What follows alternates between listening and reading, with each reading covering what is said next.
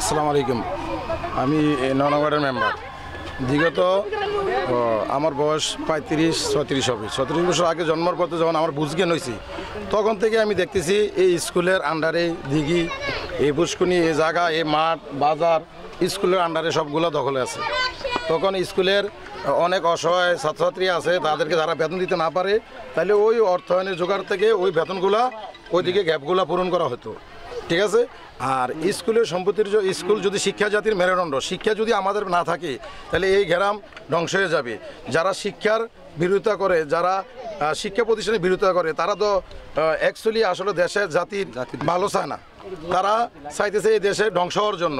তো চাই আমরা গ্রামবাসী সবাই ঐক্য হইয়া এই শিক্ষা প্রতিষ্ঠান কীভাবে শিক্ষা জাতির মেরুদণ্ড এগুলা ঠিক থাকে ওইগুলা করার জন্য, যা করার জন্য সর্বোচ্চ মন্ত্রী মিনিস্টার মধ্যে যতটুকু আছে আমরা যতটুকু সহায়তা লাগে সবাই মিলে একভাবে এই স্কুলের পুনরায় সম্পদগুলো যে আবার ফিরে আসে আমরা সবাই একইভাবে দাবি জানাচ্ছি। ঐক্যভাবে আমরা চাই পুনরায় এই স্কুলের জায়গা সম্পত্তি যেমন আবার রিটার্ন আসে, স্কুল পায়। এই বলে আমার বক্তব্য শেষ হলো। আসসালামু আলাইকুম।